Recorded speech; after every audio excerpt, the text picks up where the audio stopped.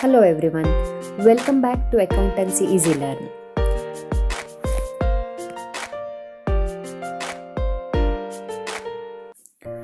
ಇವತ್ತಿನ ಸೆಷನ್ನಲ್ಲಿ non profit ಆರ್ಗನೈಸೇಷನ್ನ ಫೈನಾನ್ಷಿಯಲ್ ಸ್ಟೇಟ್ಮೆಂಟಲ್ಲಿ capital items and revenue items treatment ಹೇಗೆ ಅನ್ನೋದನ್ನು ತಿಳ್ಕೊಳ್ಳೋಣ. ಹಾಗೆ ನಾನ್ ಪ್ರಾಫಿಟ್ ಆರ್ಗನೈಸೇಷನಲ್ಲಿ ರಿಸಿಟ್ ಆ್ಯಂಡ್ ಪೇಮೆಂಟ್ ಅಕೌಂಟಲ್ಲಿ ಬರುವಂಥ ಎಲ್ಲ ಅಕೌಂಟ್ಗಳನ್ನು ಯಾವ ಸ್ಟೇಟ್ಮೆಂಟಲ್ಲಿ ತಗೋತೀವಿ ಅಂತ ಡೀಟೇಲ್ ಆಗಿ ನೋಡೋಣ. ನಿಮಗೆ capital item and revenue item ಅಂದರೆ ಏನು ಅಂತ ಗೊತ್ತಿದೆ ಅಲ್ವಾ? ಅದ್ರ ಬಗ್ಗೆ ಡೀಟೇಲ್ ಮಾಹಿತಿ ಬೇಕಿದ್ದರೆ ಐ ಬಟನಲ್ಲಿ ವಿಡಿಯೋ ಲಿಂಕ್ ಹಾಕ್ತಿದ್ದೀನಿ, ಅದನ್ನು ನೋಡ್ಕೊಂಡು ಬನ್ನಿ.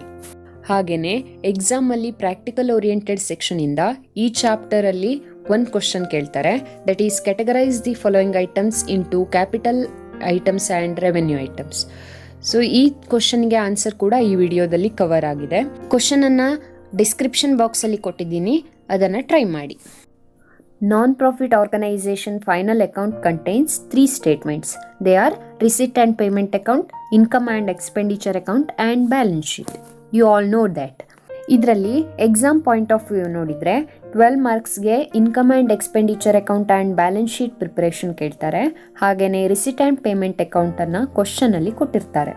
ನೀವು ಸೋಲ್ ಟ್ರೇಡಿಂಗ್ ಕನ್ಸರ್ನ್ನ ಫೈನಲ್ ಅಕೌಂಟಲ್ಲಿ ಮಾಡಿದ ಹಾಗೆಯೇ ರಿಸಿಟ್ ಆ್ಯಂಡ್ ಪೇಮೆಂಟ್ ಅಕೌಂಟಲ್ಲಿ ಇರೋ ಎಲ್ಲ ಐಟಮ್ಸನ್ನು ಇನ್ಕಮ್ ಆ್ಯಂಡ್ ಎಕ್ಸ್ಪೆಂಡಿಚರ್ ಅಕೌಂಟ್ಗೆ ಅಥವಾ ಬ್ಯಾಲೆನ್ಸ್ ಶೀಟ್ಗೆ ಟ್ರಾನ್ಸ್ಫರ್ ಮಾಡಬೇಕು. ಹೀಗೆ ಟ್ರಾನ್ಸ್ಫರ್ ಮಾಡೋದಕ್ಕೆ ನಿಮಗೆ ರಿಸಿಟ್ ಆ್ಯಂಡ್ ಪೇಮೆಂಟ್ ಅಕೌಂಟಲ್ಲಿ ಬರುವಂಥ ಅಕೌಂಟ್ಗಳಲ್ಲಿ ಯಾವುದು ಕ್ಯಾಪಿಟಲ್ ಐಟಮ್ ಯಾವುದು ರೆವೆನ್ಯೂ ಐಟಮ್ ಅಂತ ಗೊತ್ತಿರಬೇಕು.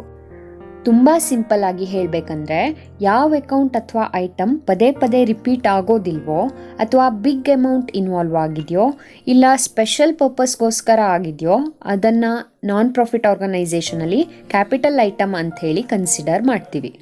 ಹಾಗೆಯೇ ಯಾವೆಲ್ಲ ಐಟಮ್ ರಿಪೀಟಿಂಗ್ ಇನ್ ನೇಚರ್ ಆಗಿದೆಯೋ ಅಂದರೆ 1 ಇಯರಲ್ಲಿ ಸಾಕಷ್ಟು ಬಾರಿ ರಿಪೀಟ್ ಆಗುವಂಥದ್ದಾಗಿದೆಯೋ ಅಥವಾ ಸ್ಮಾಲ್ ಅಮೌಂಟ್ ಇನ್ವಾಲ್ವ್ ಆಗಿದ್ದಿದ್ರೆ ಅದನ್ನು ನಾವು NPOಲಿ ಅಥವಾ ನಾನ್ ಪ್ರಾಫಿಟ್ ಆರ್ಗನೈಸೇಷನಲ್ಲಿ ರೆವೆನ್ಯೂ ಐಟಮ್ಸ್ ಅಂಥೇಳಿ ಕನ್ಸಿಡರ್ ಮಾಡ್ತೀವಿ.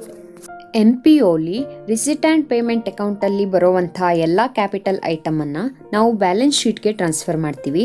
ಹಾಗೆಯೇ ಎಲ್ಲ ರೆವೆನ್ಯೂ ಐಟಮ್ಸನ್ನು ನಾವು ಇನ್ಕಮ್ ಆ್ಯಂಡ್ ಎಕ್ಸ್ಪೆಂಡಿಚರ್ ಅಕೌಂಟ್ಗೆ ಟ್ರಾನ್ಸ್ಫರ್ ಮಾಡ್ತೀವಿ.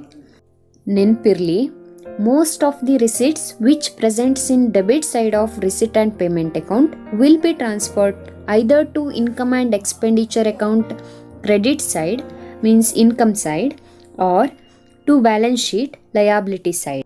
ರಿಸಿಟ್ ಆ್ಯಂಡ್ ಪೇಮೆಂಟ್ ಅಕೌಂಟ್ನ ಡೆಬಿಟ್ ಸೈಡಲ್ಲಿ ಇರುವಂಥ ರಿಸಿಟ್ಸಲ್ಲಿ revenue receipts income and expenditure ಅಕೌಂಟ್ನ ಕ್ರೆಡಿಟ್ ಸೈಡ್ಗೆ ಟ್ರಾನ್ಸ್ಫರ್ ಮಾಡ್ತೀವಿ. ಹಾಗೆ ಕ್ಯಾಪಿಟಲ್ ರಿಸಿಟ್ಸನ್ನು ಬ್ಯಾಲೆನ್ಸ್ ಶೀಟಲ್ಲಿ ಲಯಾಬಿಲಿಟಿ ಸೈಡಲ್ಲಿ ತಗೋತೀವಿ. And most of the payments which presents in credit side of receipt and payment account will be transferred either to debit side means expense side of income and expenditure account or to asset side of balance sheet. Receipt and payment ಅಕೌಂಟಲ್ಲಿ payment ಸೈಡಲ್ಲಿ ಬರುವಂಥ revenue ಪೇಮೆಂಟ್ಸನ್ನು income and expenditure ಅಕೌಂಟ್ನ debit ಸೈಡ್ಗೆ ಅಥವಾ expense ಸೈಡ್ಗೆ transfer ಮಾಡ್ತೀವಿ. ಹಾಗೆ capital ಪೇಮೆಂಟ್ಸನ್ನು balance ಶೀಟ್ನ asset ಸೈಡ್ಗೆ ಟ್ರಾನ್ಸ್ಫರ್ ಮಾಡ್ತೀವಿ. Here is the proforma of receipt and payment account. ಇದರಲ್ಲಿ NPOದಲ್ಲಿ ಬರುವಂಥ ಆಲ್ಮೋಸ್ಟ್ ಎಲ್ಲ ರಿಸಿಟ್ಸ್ ಆ್ಯಂಡ್ ಪೇಮೆಂಟ್ಸ್ ಕೂಡ ಕವರ್ ಆಗಿದೆ. ಇದರಲ್ಲಿ ಯಾವುದು ರೆವೆನ್ಯೂ ಐಟಮ್ ಯಾವುದು ಕ್ಯಾಪಿಟಲ್ ಐಟಮ್ ಹಾಗೆ ಅವುಗಳಿಗೆ ಯಾವ ರೀತಿಯಲ್ಲಿ ಫೈನಲ್ ಅಕೌಂಟಲ್ಲಿ ಟ್ರೀಟ್ಮೆಂಟ್ ಕೊಡ್ತೀವಿ ಅನ್ನೋದನ್ನು ಡೀಟೇಲ್ ಆಗಿ ತಿಳ್ಕೊಳ್ಳೋಣ. First of all, debit side or receipt side. First item is to balance brought down, cash in hand or cash at bank. ಇದು ಓಪನಿಂಗ್ ಕ್ಯಾಶ್ ಬ್ಯಾಲೆನ್ಸ್. ಇದನ್ನು ಫೈನಲ್ ಅಕೌಂಟಲ್ಲಿ ಎಲ್ಲೂ ಟ್ರಾನ್ಸ್ಫರ್ ಮಾಡೋದಿಲ್ಲ. ಓಪನಿಂಗ್ ಬ್ಯಾಲೆನ್ಸ್ ಶೀಟ್ನ ಪ್ರಿಪೇರ್ ಮಾಡೋದಕ್ಕೆ ಹೇಳಿದರೆ ಅದರಲ್ಲಿ ತಗೋತೀವಿ.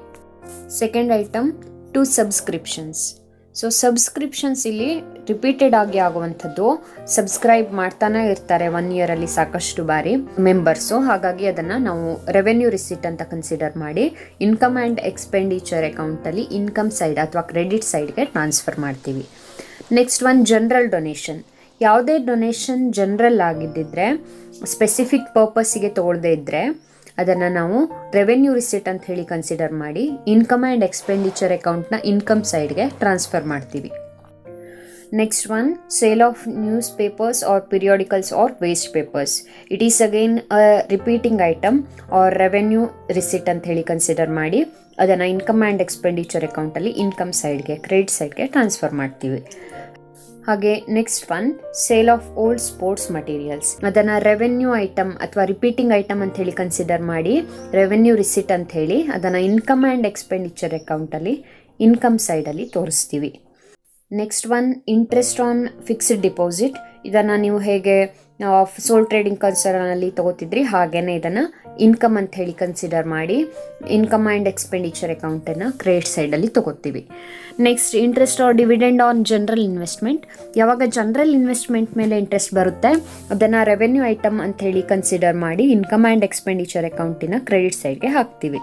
ಅದರ್ವೈಸ್ ಜನರಲ್ ಇನ್ವೆಸ್ಟ್ಮೆಂಟ್ ಅಲ್ಲದೆ ಸ್ಪೆಷಲ್ ಇನ್ವೆಸ್ಟ್ಮೆಂಟ್ ಆಗಿದ್ದಿದ್ರೆ ಅಥವಾ ಸ್ಪೆಸಿಫಿಕ್ ಫಂಡನ್ನು ನಾವು ಇನ್ವೆಸ್ಟ್ ಮಾಡಿದ್ದಿದ್ರೆ ಅದರಿಂದ ಬರೋ ಇಂಟ್ರೆಸ್ಟ್ ಕ್ಯಾಪಿಟಲ್ ಐಟಮ್ ಆಗುತ್ತೆ, ನೆನಪಿರಲಿ. Next, locker rent. Locker rent again repeating item or revenue item, so transfer to income and expenditure account credit side. Next, sale of scraps. ಯಾವುದೇ ಸ್ಕ್ರ್ಯಾಪ್ಸನ್ನು sale ಮಾಡಿ ಬಂದಿರುವಂಥ ಅಮೌಂಟನ್ನು ರೆವೆನ್ಯೂ ರಿಸಿಟ್ ಅಂತ ಹೇಳಿ ಕನ್ಸಿಡರ್ ಮಾಡಿ ಇನ್ಕಮ್ ಆ್ಯಂಡ್ ಎಕ್ಸ್ಪೆಂಡಿಚರ್ ಅಕೌಂಟ್ನ credit ಸೈಡ್ಗೆ ಅದನ್ನು ಟ್ರಾನ್ಸ್ಫರ್ ಮಾಡ್ತೀವಿ. Next one, proceeds from charity show. So again it is a repeating item in NPO, so it is taken as revenue receipt and it will be transferred to income and expenditure account credit side. Next, miscellaneous receipt. Again it is a revenue receipt, so transfer to income and expenditure account credit side. Next one, government grants or grants in aid. So ಇದನ್ನು maintenance ಪರ್ಪಸ್ಸಿಗೆ government ಕೊಟ್ಟಿದ್ದಿದ್ರೆ ಅದನ್ನು recurring receipt ಆಗಿ consider ಮಾಡಿ income and expenditure ಅಕೌಂಟ್ನ credit ಸೈಡ್ಗೆ ಅಥವಾ income ಸೈಡ್ಗೆ ಅದನ್ನು ಟ್ರಾನ್ಸ್ಫರ್ ಮಾಡ್ತೀವಿ. Otherwise if it is non recurring in nature, for example building grants. Building construction ಪದೇ ಪದೇ ಮಾಡೋದಿಲ್ಲ ಅಲ್ವಾ, ಹಾಗಾಗಿ ಗ್ರ್ಯಾಂಟ್ಸ್ ಕೂಡ ಪದೇ ಪದೇ ಸ್ಯಾಂಕ್ಷನ್ ಆಗೋದಿಲ್ಲ. ಇಂಥ ಗ್ರ್ಯಾಂಟ್ಸನ್ನು ಕ್ಯಾಪಿಟಲ್ ರಿಸಿಟ್ ಅಂತ ಹೇಳಿ ಕನ್ಸಿಡರ್ ಮಾಡಿ ಬ್ಯಾಲೆನ್ಸ್ ಶೀಟಲ್ಲಿ ಲಯಾಬಿಲಿಟಿ ಸೈಡಲ್ಲಿ ಅದಕ್ಕೆ ಸಂಬಂಧಪಟ್ಟ ಸ್ಪೆಷಲ್ ಫಂಡ್ ಏನು ಕ್ರಿಯೇಟ್ ಆಗಿರುತ್ತೆ ಅದಕ್ಕೆ ಆ್ಯಡ್ ಮಾಡ್ತೀವಿ. ಇದೇ ರೀತಿಲಿ ಸಬ್ಸಿಡೀಸನ್ನು ಕೂಡ ಟ್ರೀಟ್ ಮಾಡ್ತೀವಿ. ಸೊ ಅದನ್ನು ರೆವೆನ್ಯೂ ರಿಸಿಟ್ ಅಂತ ಹೇಳಿ ಕನ್ಸಿಡರ್ ಮಾಡಿ ಇನ್ಕಮ್ ಆ್ಯಂಡ್ ಎಕ್ಸ್ಪೆಂಡಿಚರ್ ಅಕೌಂಟ್ನ ಇನ್ಕಮ್ ಸೈಡ್ಗೆ ಟ್ರಾನ್ಸ್ಫರ್ ಮಾಡ್ತೀವಿ. Next one, legacies. ಇದು ಬೇರೆಯವರಿಂದ NPOಗೆ ಬಂದಿರುವಂಥ ಆಸ್ತಿ. ಇದು non recurring in nature, so balance ಶೀಟಲ್ಲಿ ಲಯಾಬಿಲಿಟಿ ಸೈಡಲ್ಲಿ ಇದನ್ನು ತಗೋತೀವಿ ಆ್ಯಂಡ್ ಕ್ಯಾಪಿಟಲ್ ಫಂಡ್ಗೆ ಇದನ್ನು ಆ್ಯಡ್ ಮಾಡ್ತೀವಿ. Next one, special donation. ಆಗಲೇ ಹೇಳಿದ ಹಾಗೆ ಸ್ಪೆಷಲ್ ಅಂತ ಬಂತು ಅಂತಂದರೆ ಅದನ್ನು ನಾನ್ ರಿಕರಿಂಗ್ ಇನ್ ನೇಚರ್ ಅಂತ ತಗೊಂಡು ಕ್ಯಾಪಿಟಲ್ ಐಟಮ್ಸ್ ಅಂತ ಹೇಳಿ ಕನ್ಸಿಡರ್ ಮಾಡ್ತೀವಿ. ಸೊ ಇದನ್ನು ಬ್ಯಾಲೆನ್ಸ್ ಶೀಟಲ್ಲಿ ಲಯಾಬಿಲಿಟಿ ಸೈಡಲ್ಲಿ ತಗೋತೀವಿ. Next one, sale of investment. So it is non recurring in nature, so capital item ಆಗುತ್ತೆ ಆ್ಯಂಡ್ ಇದನ್ನು ಅಸೆಟ್ ಸೇಲ್ ಆಗಿದೆ ಅಂತ ಹೇಳಿ ಕನ್ಸಿಡರ್ ಮಾಡ್ತೀವಿ, ಇನ್ವೆಸ್ಟ್ಮೆಂಟ್ ಅಸೆಟ್ ಆಗಿರೋದ್ರಿಂದ, and we will deduct it in investment account which is shown under asset side of balance sheet. Balance ಶೀಟಲ್ಲಿ asset ಸೈಡಲ್ಲಿ ಅದನ್ನು ಇನ್ವೆಸ್ಟ್ಮೆಂಟಲ್ಲಿ ಲೆಸ್ ಮಾಡ್ತೀವಿ. Next one, sale of fixed asset. Again it is non recurring in nature, so capital item ಆಗುತ್ತೆ, capital receipt. And ಇದನ್ನು balance sheet asset ಸೈಡಲ್ಲಿ ಯಾವ asset sale ಆಗಿದೆಯೋ ಆ ಅಸೆಟ್ ಅಕೌಂಟಲ್ಲಿ ಸೋಲ್ಡ್ ಅಮೌಂಟನ್ನು ಡಿಡಕ್ಟ್ ಮಾಡ್ತೀವಿ ಅಥವಾ ಲೆಸ್ ಮಾಡ್ತೀವಿ. ಅಸೆಟ್ ಯಾವುದೇ ಆಗಿರ್ಬೋದು, ನಮ್ಮ NPO ಲೈಬ್ರರಿ ಆಗಿದ್ದಿದ್ರೆ ಬುಕ್ಸ್, ಬಿಲ್ಡಿಂಗ್ಸ್, ಫರ್ನಿಚರ್ಸ್ ಇವೆಲ್ಲ ಬರುತ್ತವೆ. ಹಾಗೆ ಸ್ಪೋರ್ಟ್ಸ್ ಕ್ಲಬ್ ಆಗಿದ್ದಿದ್ರೆ sports materials, sports equipments, play ground ಇವೆಲ್ಲ ಅಸೆಟ್ ಆಗುತ್ತವೆ. ಹೀಗೆ ನೇಚರ್ ಆಫ್ ಆರ್ಗನೈಸೇಷನ್ ಮೇಲೆ ಫಿಕ್ಸೆಡ್ ಅಸೆಟ್ ಬೇರೆ ಬೇರೆ ಆಗಿರುತ್ತವೆ. ಇಲ್ಲಿ ಒಂದು ಇಂಪಾರ್ಟೆಂಟ್ ಪಾಯಿಂಟ್ ಇದೆ. ಇನ್ ಕೇಸ್ ಸೇಲ್ ಆಗಿರೋ ಅಸೆಟ್ನ ಬುಕ್ ವ್ಯಾಲ್ಯೂ ಪ್ರಾಬ್ಲಮಲ್ಲಿ ಕೊಟ್ಟಿದ್ರೆ ಬುಕ್ ವ್ಯಾಲ್ಯೂನ ಬ್ಯಾಲೆನ್ಸ್ ಶೀಟ್ ಅಸೆಟ್ ಸೈಡಲ್ಲಿ ಆ ಅಸೆಟ್ನಲ್ಲಿ ಲೆಸ್ ಮಾಡ್ತೀವಿ ಆ್ಯಂಡ್ ಸೆಲ್ಲಿಂಗ್ ಪ್ರೈಸ್ ಮತ್ತು ಬುಕ್ ವ್ಯಾಲ್ಯೂ ಮಧ್ಯ ಇರೋ ಡಿಫ್ರೆನ್ಸ್ ಅಮೌಂಟನ್ನು profit or loss on sale ಅಂತ ಕನ್ಸಿಡರ್ ಮಾಡಿ ಅದನ್ನು ಇನ್ಕಮ್ ಆ್ಯಂಡ್ ಎಕ್ಸ್ಪೆಂಡಿಚರ್ ಅಕೌಂಟ್ಗೆ ಡೆಬಿಟ್ ಅಥವಾ ಕ್ರೆಡಿಟ್ ಮಾಡ್ತೀವಿ. Next one, receipts on account of special purpose fund and interest on investment of specific fund. So ಇದೆರಡಕ್ಕೂ ಕೂಡ ಒಂದೇ ಟ್ರೀಟ್ಮೆಂಟ್. ಇವೆರಡನ್ನೂ ಕೂಡ ನಾವು ಕ್ಯಾಪಿಟಲ್ ರಿಸಿಟ್ ಅಂತ ಹೇಳಿ ಕನ್ಸಿಡರ್ ಮಾಡ್ತೀವಿ ಬಿಕಾಸ್ ಅಲ್ಲಿ ಸ್ಪೆಷಲ್ ಅನ್ನೋದು ಇನ್ವಾಲ್ವ್ ಆಗಿದೆ. ಫಾರ್ ಎಕ್ಸಾಂಪಲ್, ಈಗ ಪ್ರೈಸ್ ಫಂಡ್ ಕೊಟ್ಟಿದ್ದಾರೆ, ಅದಕ್ಕೆ ರಿಲೇಟೆಡ್ ಆಗಿ ಏನೋ ಒಂದು ಇನ್ಕಮ್ ಬರ್ತಾ ಇದೆ ಅಥವಾ ಅದನ್ನು ಇನ್ವೆಸ್ಟ್ಮೆಂಟ್ ಮಾಡಿದ್ದಕ್ಕೆ ನಮಗೆ ಇಂಟ್ರೆಸ್ಟ್ ಬರ್ತಾ ಇದೆ, ಇದೆರಡೂ ಕೂಡ ನಾವು ಆ ಫಂಡ್ಗೆ ಆ್ಯಡ್ ಮಾಡ್ತೀವಿ. ದ್ಯಾಟ್ ಮೀನ್ಸ್ ಬ್ಯಾಲೆನ್ಸ್ ಶೀಟ್ನ ಲಯಾಬಿಲಿಟಿ ಸೈಡಲ್ಲಿ ಆ ಪರ್ಟಿಕ್ಯುಲರ್ ಫಂಡಿನ ಅಕೌಂಟನ್ನು ನಾವು ಕ್ರಿಯೇಟ್ ಮಾಡಿರ್ತೀವಿ, ಅದಕ್ಕೆ ಈ ರಿಸಿಟ್ಸನ್ನು ಅಥವಾ ಇಂಟ್ರೆಸ್ಟನ್ನು ಆ್ಯಡ್ ಮಾಡ್ತೀವಿ. Next one to balance carry down. This is the closing balance of bank overdraft. So in case bank ಅಕೌಂಟಲ್ಲಿ ನೆಗೆಟಿವ್ ಬ್ಯಾಲೆನ್ಸ್ ಬಂತಂದರೆ ಅದು ಇಲ್ಲಿ ಶೋ ಆಗುತ್ತೆ. ಇದನ್ನು ನಾವು ಬ್ಯಾಲೆನ್ಸ್ ಶೀಟ್ ಲಯಬಿಲಿಟಿ ಸೈಡಲ್ಲಿ ಬ್ಯಾಂಕ್ ಓವರ್ ಡ್ರಾಫ್ಟ್ ಅಂತ ಹೇಳಿ ಟ್ರಾನ್ಸ್ಫರ್ ಮಾಡ್ತೀವಿ. ಓಕೆ, ನಾವು ಪೇಮೆಂಟ್ ಸೈಡ್. ಸೊ ಪೇಮೆಂಟ್ ಸೈಡಲ್ಲಿ first one by balance brought down. Again it is opening balance of bank overdraft. So in case bank over draft balance ಏನಾದರೂ ಇದ್ದಿದ್ರೆ ಓಪನಿಂಗಲ್ಲಿ ಅದನ್ನು ಇಲ್ಲಿ ತಗೋತೀವಿ. ಇದನ್ನು ಯಾವುದೇ ಅಕೌಂಟ್ಗೆ ಟ್ರಾನ್ಸ್ಫರ್ ಮಾಡೋದಿಲ್ಲ. ಇನ್ ಕೇಸ್ ಓಪನಿಂಗ್ ಬ್ಯಾಲೆನ್ಸ್ ಶೀಟನ್ನು ಪ್ರಿಪೇರ್ ಮಾಡೋದಕ್ಕೆ ಪ್ರಾಬ್ಲಮಲ್ಲಿ ಹೇಳಿದರೆ ಅವಾಗ ಇದನ್ನು ತಗೊಳ್ಬೇಕಾಗತ್ತೆ. Nextly wages and salaries, rents, rates and taxes, insurance, printing and stationery, postage and courier, advertisement, sundry expenses, telephone charges, entertainment expenses, audit fees, ಇದೆಲ್ಲನೂ ಕೂಡ ನಿಮ್ಗೆ ಆಲ್ರೆಡಿ ನೀವು ಸೋಲ್ ಟ್ರೇಡಿಂಗ್ ಕನ್ಸರ್ನಲ್ಲಿ ಟ್ರೀಟ್ಮೆಂಟ್ ಕೊಟ್ಟಿರೋ ಅಂಥದ್ದೇ. ಇವೆಲ್ಲ ಕೂಡ ರೆವೆನ್ಯೂ ಐಟಮ್ಸ್ ಆಗಿದೆ, ರೆವೆನ್ಯೂ ಪೇಮೆಂಟ್ಸ್ ಆಗಿದೆ. ಸೊ ಇದನ್ನೆಲ್ಲ ನಾವೇನು ಮಾಡ್ತೀವಿ, ಇನ್ಕಮ್ ಆ್ಯಂಡ್ ಎಕ್ಸ್ಪೆಂಡಿಚರ್ ಅಕೌಂಟಲ್ಲಿ ಎಕ್ಸ್ಪೆನ್ಸ್ ಸೈಡ್ ಆರ್ ಡೆಬಿಟ್ ಸೈಡಲ್ಲಿ ಟ್ರಾನ್ಸ್ಫರ್ ಮಾಡ್ತೀವಿ. ಆನರೇರಿಯಂ, ಗೌರವಧನ, ಇದು ಕೂಡ repeating in nature or recurring in nature. So ಇದನ್ನು ಕೂಡ ಇನ್ಕಮ್ ಆ್ಯಂಡ್ ಎಕ್ಸ್ಪೆಂಡಿಚರ್ ಅಕೌಂಟಲ್ಲಿ ಡೆಬಿಟ್ ಸೈಡಲ್ಲಿ ತಗೋತೀವಿ ಅಥವಾ ಎಕ್ಸ್ಪೆನ್ಸ್ ಸೈಡ್ಗೆ ಹಾಕ್ತೀವಿ. Next one repairs and renewals. Again it is recurring expenditure, so transfer to income and expenditure account debit side. Next one, upkeeping of ground.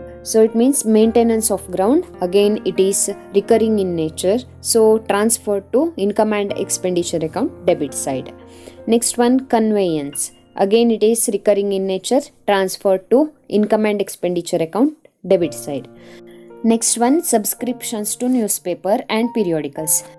ನೋಡಿ, ಇಲ್ಲಿ ಸಬ್ಸ್ಕ್ರಿಪ್ಷನ್ಸ್ ಅಂದರೆ ಬೇರೆ, ಅದು ಮೆಂಬರ್ಸಿಂದ ಆರ್ಗನೈಸೇಷನ್ ರಿಸೀವ್ ಮಾಡುವಂಥದ್ದು. ಆ್ಯಂಡ್ ಈ subscriptions to news paper and periodicals ಅಂದರೆ organisation ಮಾಡುವಂಥ ಎಕ್ಸ್ಪೆನ್ಸ್. ನ್ಯೂಸ್ ಪೇಪರ್ ಅಥವಾ ಪೀರಿಯಾಡಿಕಲ್ಸ್ ತರಿಸೋದಕ್ಕೆ ಮಾಡುವಂಥ ಎಕ್ಸ್ಪೆನ್ಸ್. ಇದು ರಿಕರಿಂಗ್ ಇನ್ ನೇಚರ್, ಸೊ ಅದನ್ನು ಇನ್ಕಮ್ ಆ್ಯಂಡ್ ಎಕ್ಸ್ಪೆಂಡಿಚರ್ ಅಕೌಂಟ್ನ ಡೆಬಿಟ್ ಸೈಡ್ಗೆ ಟ್ರಾನ್ಸ್ಫರ್ ಮಾಡ್ತೀವಿ. Next one, purchase of asset. ಆಗಲೇ ಹೇಳಿದ್ದೀನಿ, ಅಸೆಟ್ ಅಂತಂದರೆ ಬೇರೆ ಬೇರೆ ಆರ್ಗನೈಸೇಷನ್ಗೆ ಬೇರೆ ಬೇರೆ ಅಸೆಟ್ಸ್ ಇರುತ್ತೆ. ಯಾವುದೇ ಅಸೆಟನ್ನು ಪರ್ಚೇಸ್ ಮಾಡಿದರೆ ಕೂಡ ಅದನ್ನು ಕ್ಯಾಪಿಟಲ್ ಐಟಮ್ ಅಂತ ಹೇಳಿ ಕನ್ಸಿಡರ್ ಮಾಡಿ ಬ್ಯಾಲೆನ್ಸ್ ಶೀಟಲ್ಲಿ ಅಸೆಟ್ ಸೈಡಲ್ಲಿ ಶೋ ಮಾಡ್ತೀವಿ.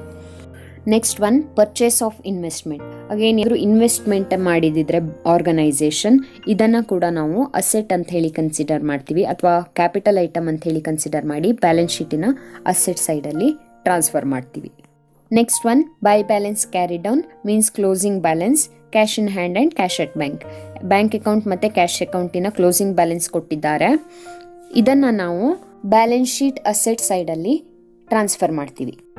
ಇದಿಷ್ಟು NPOದ ರಿಸಿಟ್ ಆ್ಯಂಡ್ ಪೇಮೆಂಟ್ ಅಕೌಂಟಲ್ಲಿ ಬರುವಂಥ ಐಟಮ್ಸ್.